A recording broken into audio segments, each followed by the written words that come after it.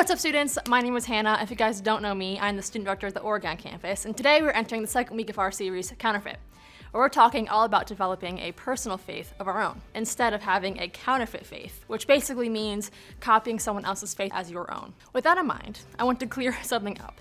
Having a faith of your own does not mean doing faith on your own. Yes, faith should be a personal relationship between you and God, and not a copy of someone else's faith.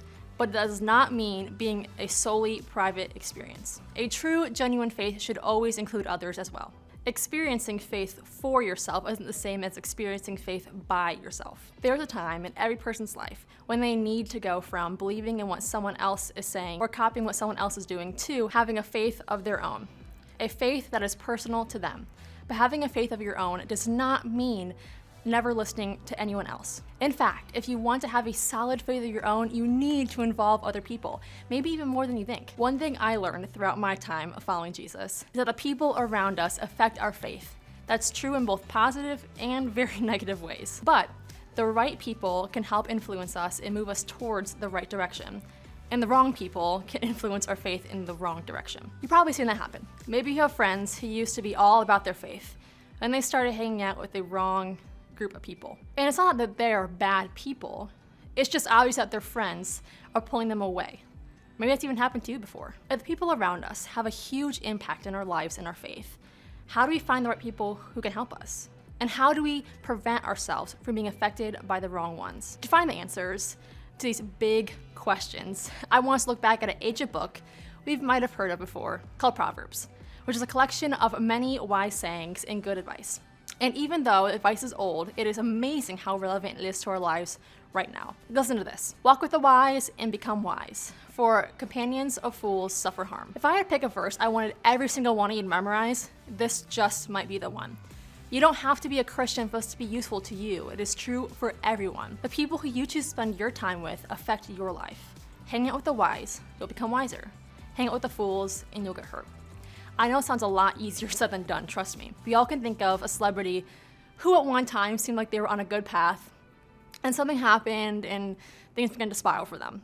Justin Bieber. I know, I believe they're gonna hate me, but it's true. Trust me, it's true. Anyway, if you watch any type of documentary, like the kinds of celebrities, but their lives years later, there's a common theme with many of them. They started surrounding themselves with the foolish people, and they started making more foolish decisions. And eventually, their lives, their careers, and often their families all fell apart. The Apostle Paul talked about a similar idea when he wrote to the church of Corinth. It was a church full of people who had decided to follow Jesus, but they were having a hard time giving up the not so great things they had been doing before they decided to give their life to Jesus. Things that people around them continued to do. Paul said this: do not be misled. Bad company corrupts good character. Here what Paul is basically saying: if you want to move in a better direction, hang out with people who want the same thing. The wrong influences will impact you in ways that cause negative behaviors and outcomes. And just as the person who walks with the wise become wise, the people who walk with the fools become foolish. You've probably seen this happen before. Maybe your best friend started hanging out with a certain guy.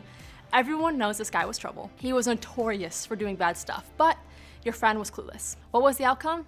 I'm willing to bet that your friend changed. And how do I know this? Well, this is a timeless principle that is universally true. Walk with the wise and you will grow wise, but bad company will corrupt good morals. Yes, Jesus calls us to love everyone and to spend time with people who aren't like us, but it doesn't mean that we should invite foolish influences into our inner circle. We should instead fill our inner circle with friends, with people who will be positive influences on us. Another verse in Proverbs.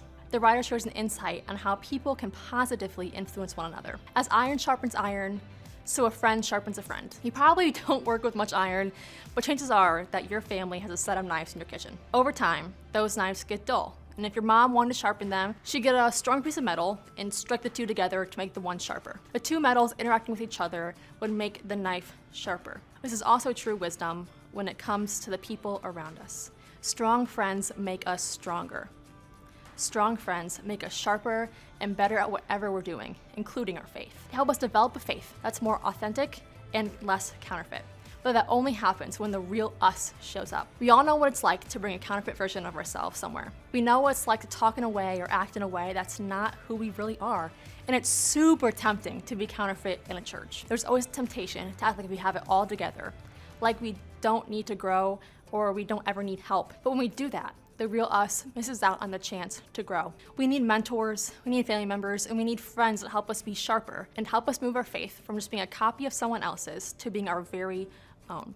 The real us misses out on the chance to be sharpened and to get stronger, and sometimes faith feels less real because we are being less real. The good news is that the opposite is true too. When you show up as your real, authentic self and have real, authentic conversations with your friends and your group, God uses those to make your faith stronger and more personal. In other words, real faith grows with real people. This is why small groups are such a big deal.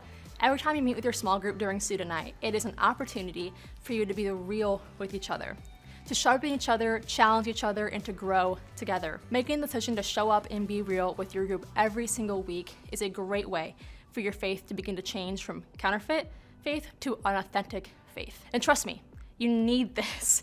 Maybe not right now, but there will be a time where life gets confusing and difficult.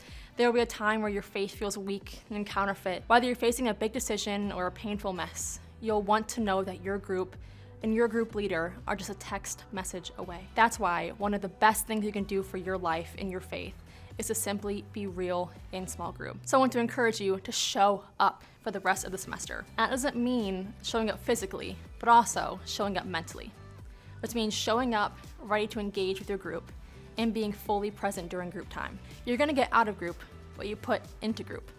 So during group time, take a break from your phone and be fully present. Take time to engage with other students in your group during the hangout time. Take the courageous step of sharing something during your group's discussion.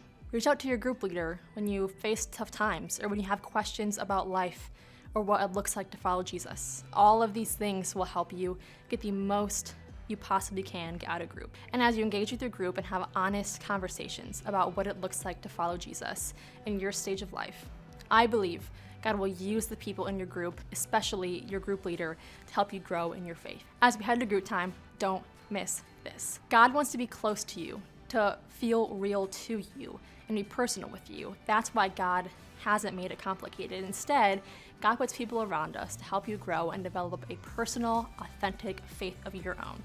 Today, I want you to think about the relationships that draw you closer to God. Who do you wish you could hang out with more because you want your faith to look like their faith? It's not about us copying their faith, but it's about using their faith to encourage our faith to grow more. Take a step. Make other people a priority in your faith journey. And remember, real faith grows with other people.